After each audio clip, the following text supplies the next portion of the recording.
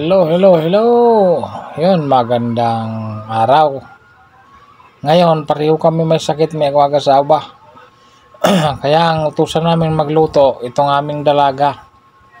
Tuturuan namin siya magluto. Turuan ko pala. Siya magluluto ngayon. Ayan o. Pangiti-ngiti lang. Ayan. Siya palulutuin ko. Para matuto. Kasi hindi kami pwede mamawak ng tubig kasi may trangkaso kami. Ayan, mag-umpisa na siya mag-gisa ng sibuyas tsaka bawang. Ayan. Kailangan niyang matuto magluto. Adobo lang naman ang lulutuin niya. Adobo para madaling lutuin lang. Yan ang pinakamadaling lutuin para matutunan niya kasi prito-prito lang ang alam nito eh. Kaya kailangang matuto siya. Ayan o, pumorma-purma pa. Ayan o, tapos nanonood siya ng aking video sa pag-adobo para matuto daw siya. Siya yung aking viewer. Ayan o.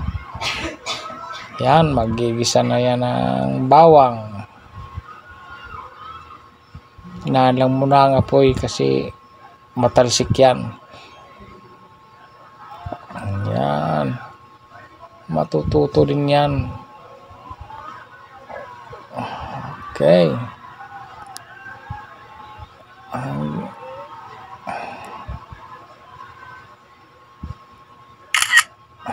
Para matuto siya magluto. Ayan o. Oh, ha?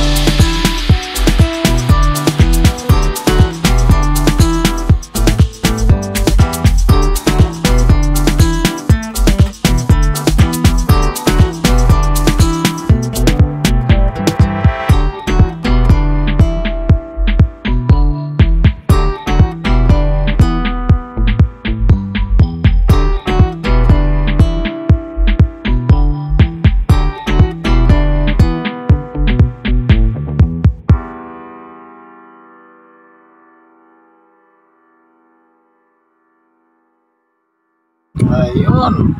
luto na ang manok. Kaya ilalagay na ang patatas. Adobo na may patatas yan. Luto ng manok, kaya patatas naman. Tapos pakuloy lang natin ng mga 5 minuto yan para lutong-luto ang patatas. Ayan o. Tatakpan na lang. Tatakpan na lang niya yan. Okay. Takpan na lang uli. Katapos, ay luto na. Kainan na sa susunod. Yun na. Okay. Ayun o. O ha. Luto na. Kainan time na. Okay po. Kainan na. Hanggang dito na lang. Lagi po tayong mag-iingat. God bless po sa lahat. Bye bye po.